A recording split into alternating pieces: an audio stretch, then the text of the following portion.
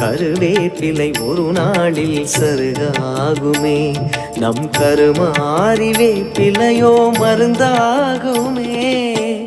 சருகாய் உலருவதும் மருந்தாய் வாழ்வதும் மனமே உனது வசம் உரைப்பது சமயபுரம். மாயி மகமாயி சரணாலயம் தேடி வருவோர்க்கு நிழலே தரும். உன் கவலை எடுத்து காலில் செலுத்து சாந்தம் உண்டாகும். ஓம் சக்தி ஓம் சக்தி